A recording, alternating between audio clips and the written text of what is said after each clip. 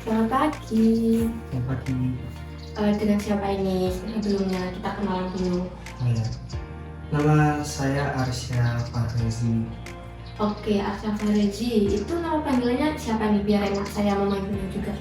Kalau di keseharian kayak di teman-teman atau di perkuliahan itu dipanggil Arsya. Kalau di rumah seringkali dipanggil Rezi. Panggil Rezi berarti saya manggil kamu Arsya atau gimana? Apa enaknya gimana kamu namanya? Arsya aja sih. Arsya aja. Oke, sebelumnya kamu sudah perkenalan, saya juga perkenalan dulu, oke? Biar kita enak juga ngobrolnya. Nama saya itu Erika Rogatul, bisa dipanggil Erika atau Ica. Nah, menurut kamu manggil saya enaknya apa nih? Ibu Ica ini. Ibu Ica, oke. Lebih nyaman gitu ya. Sebelumnya kamu di sini tadi sendirian naik motor atau naik mobil atau diantar siapa? Saya sendirian naik sepeda motor. Oh, tidak diantar orang tua, keluarga gitu enggak? Enggak, oke. Sebelumnya kamu kayaknya agak haus dari gelas gitu ya, karena cuaca terbit di luar juga panas ya. Ya. Sambil minum dulu ya. Iya benar. Terima kasih. Silakan diminum aja. Terima kasih. Gimana? Duduknya udah nyaman apa belum? Menurut kamu senyaman kamu aja duduknya santai aja. Gimana? Emang apa? Enggak apa-apa. Kalau kamu nyaman nanti kita ngobrolnya juga Saya nyaman. biasanya ada isi lagi sih. Ya, enggak apa-apa. Jadi enak kalau kamu sudah duduk kamu nyaman, itu nanti kamu tidak mau juga nyaman. Kamu tadi manggil saya Ica ya, lebih nyaman. Menurut kamu, saya emang setelah itu ya, yang tidak beribu. Kayaknya kita wajahnya masih agak sepantaran gitu ya. Kalau boleh tahu kamu umur berapa nih sekarang? Kalau saya sekarang 23 tahun. 23 tahun. Pak, menurut kamu saya umur berapa? 26 mungkin. Beda-beda tipis lah ya sama saya. Jadi kita masih bisa menghitung order. Oke. Sebelumnya Arsya di sini mengetahui tempatnya ibu ini dari saudara kah, teman, orang tua, atau dari media sosial? Saya dari teman, direkomendasi teman. Dari teman, dari teman. Siapa nih temannya nih kalau ibu boleh tahu? Oh, teman saya namanya Irfan. Oh, Irfan yang anaknya tinggi itu kan? Dia tinggi. Oh, dia cukup kesini tuh 2 kali juga kemarin. Mungkin 2 kali lalu dia habis dari sini juga.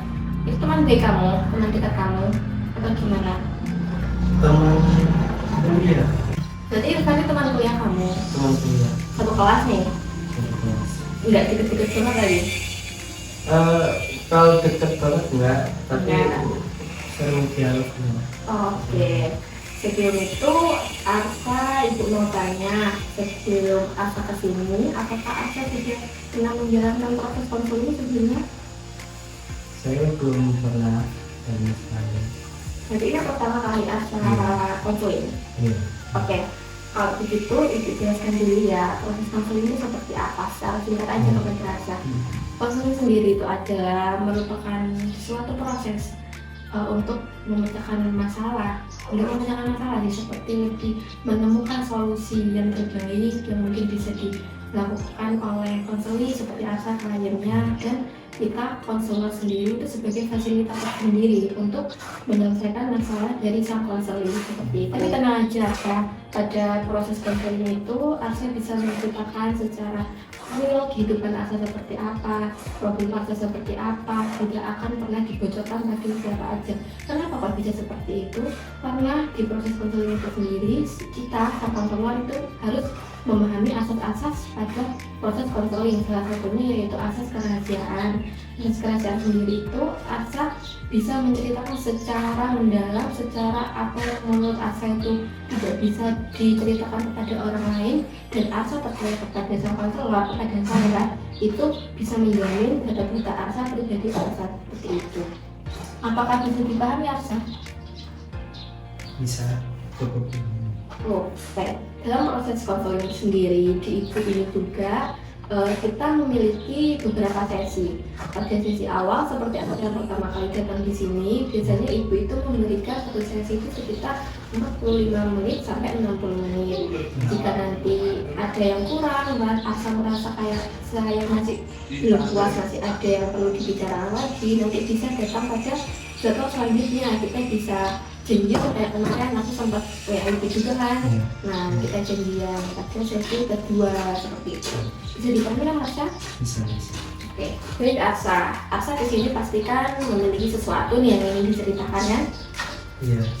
Sebelum itu, ibu mau tanya, apakah Arsha sudah yakin untuk menceritakan itu kepada ibu, dan dengan kamu datang ke sini, kamu sudah memiliki keyakinan yang sangat betul untuk menceritakan semua secara realistis kepada ibu, secara real gitu?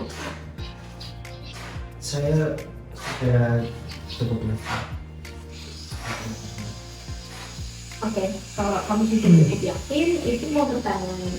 Asal kesini pasti mempunyai ini atau ini ada yang ingin diceritakan. Apa aja nih, kayak keluhan Asal yang mungkin Asal ingin ceritakan di sini? Sebenarnya banyak yang saya tahu beberapa belakangan ini. Saya ada dua opsi sebenarnya. Yang pertama itu saya sekarang ini lagi mengurangi untuk mengobrol teman-teman, jarang menjumpai kayak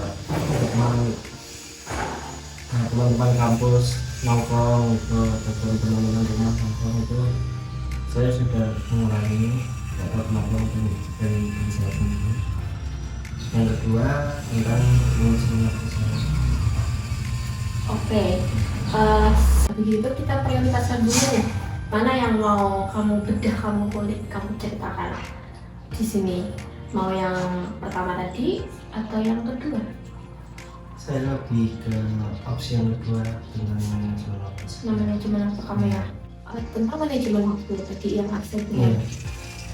Tentang manajemen waktu, Aksen tidak bisa mengatur waktu pada satu hari 24 jam itu. Ya bisa jadi sehari untuk 2 hari. Oke. Bisakah Arsa memberitahu ibu tentang lebih banyak tentang situasi yang membuat Arsa itu belakangan ini merasa kewalahan? Saya merasa kurang cukup waktu untuk mengerjakan tugas. Terus selanjutnya ada pekerjaan.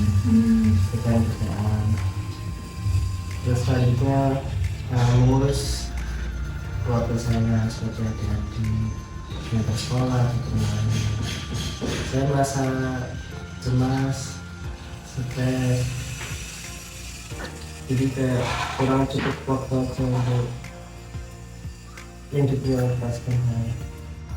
Asa tadi bilang ke ibu bahwa Asa tadi cukup tidak bisa mengatur waktu ya, kewalahan dalam mengatur waktu. Oke, itu bisa menjadi beban sendiri yang berat buat Asa ya. Apa yang Asa rasakan ketika Asa menyadari bahwa waktu kamu itu terlalu terbatas?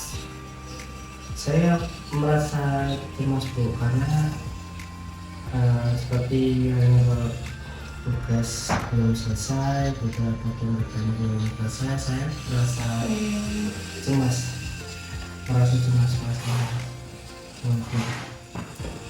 Oke, sebelumnya ibu identifikasi dulu ya, kita identifikasi dulu sebelumnya. Apakah ada pikiran-pikiran tertentu yang terbesit dalam pikiran Asa ketika Asa merasakan kecemasan tersebut yang Asa rasakan dalam tidak bisa mengatur waktu Asa? Pikiran saya merasa tidak baik untuk mengatur waktu saya. Bagaimana jika kita berpikir secara objektif tentang pemikiran Asa tersebut yang tadi Asa merasa cemas dan kewalahan tentang mengatur manajemen waktu Asa? Oke, apakah Asa bisa memberikan bukti yang menunjukkan bahwa Asa itu benar-benar tidak bisa dapat mengatasi semuanya? Saya rasa tidak. Seperti halnya saya tidak menyelesaikan tugas tepat waktu, mengerjakan pekerjaan saya tepat waktu, tetapi setiap kali ada tugas atau pekerjaan yang baru masuk, saya sudah cukup merasa kewalahan. Mungkin Ibu pikir itu ada faktor-faktor tertentu yang membuat Arsa itu merasa terlalu terbebani akan hal itu. Sebelumnya, apakah Arsa pernah membuat tabel prioritas tentang aktivitas apa aja yang Arsa satu hari ini akan kerjakan? Membuat skala prioritas kayak buku catatan gitu? Saya rasa belum pernah sama sekali. Saya cuma mengandalkan feeling saya. Oke. Mencatat tugas atau membuat skala prioritas, tabel prioritas, kalender prioritas, mencatat semua planning satu hari itu apa yang akan kamu kerjakan, itu bisa mengurangi rasa kewalahan Arsa. Apakah Arsa merasa tertarik atau ingin mencoba membuat kalender prioritas atau seperti tabel prioritas, catatan yang atau bisa di note handphone Arsa? Apakah bagaimana perasaan Arsa kalau kita membuat itu? Saya cukup tertarik seperti sepertinya takutnya saya lupa untuk mengerti. Oke, sebelum kita membuat tabel prioritas, apakah Arsa boleh menceritakan kepada Ibu tentang aktivitas sehari-hari kamu dari kamu bangun tidur sampai Arsa tidur lagi, agar kita bisa melihat poin-poin mana yang lebih di-highlight dalam kalender prioritas kamu, seperti itu. Seperti saya setiap harinya bangun tidur itu dari jam 9, kadang-kadang ya kalau paling pagi itu jam 6 bikin nasi seperti itu, nanti di sekolah, selanjutnya mungkin mengecek pekerjaan ini, terus kalau misalkan ada tugas ya saya selesai juga, itu sekitar jam 12 pokoknya harus selesai semua. Selanjutnya kisaran jam 1 itu harusnya jam 2 juga kan, jadi jam 1 itu juga saya jemput adik saya di sekolah di SD. Selanjutnya ya sampai kalau misalkan saya kuliah jam 1 sampai jam 4 itu selesai, malamnya itu saya kerja misalkan sampai jam hampir jam 12, kadang jam 1 kalau jam 2 kalau umur biasanya seperti itu.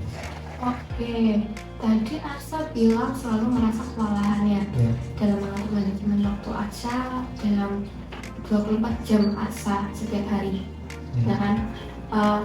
Apakah Arsa sudah merasa istilahnya itu cukup, pola makannya itu sudah baik, dari pola kesehatannya juga apa sudah mencukupi untuk Arsa sendiri? Saya merasa tidak mencukupi juga, tapi pola makan ataupun pola tidur itu saya merasa Oke, Arsa, mari kita berpikir atau berbicara tentang ekspektasi loyalitas. Apakah Arsa mungkin untuk memprioritaskan tugas-tugas Arsa dan mengenali bahwa tidak semua hal itu harus dikerjakan secara bersamaan? Kalau Arsa mengerjakan semua hal secara bersamaan, pasti Arsa akan merasakan kewalahan.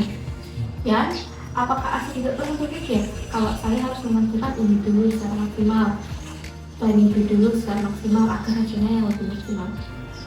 Saya rasa saya cukup bisa untuk menyelesaikan tugas pekerjaan hari itu juga.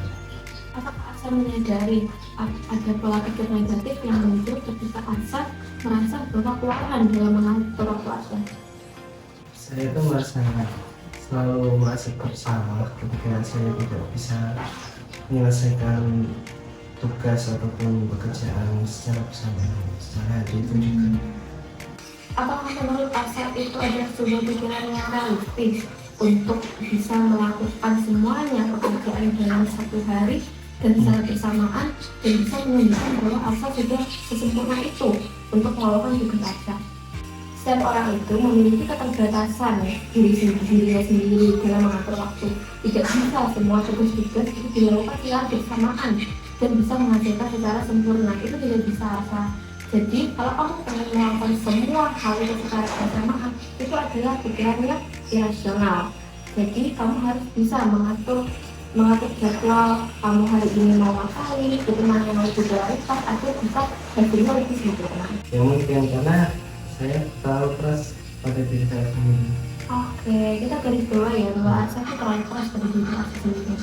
bagaimana kalau kita mencoba pikiran Arsha tadi itu lebih realistis dan bisa lebih kasihan pada diri Arsha sendiri.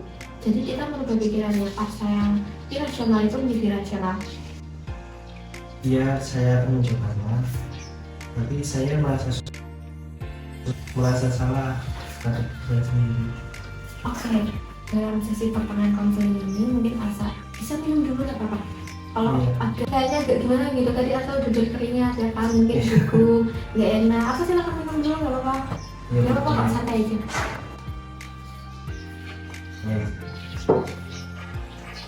Oke, mengubah pola pikir itu memang membutuhkan waktu dan latihan yang lama. Mari kita selalu berkomunikasi, bekerja sama untuk memperbaiki waktu itu secara perlahan.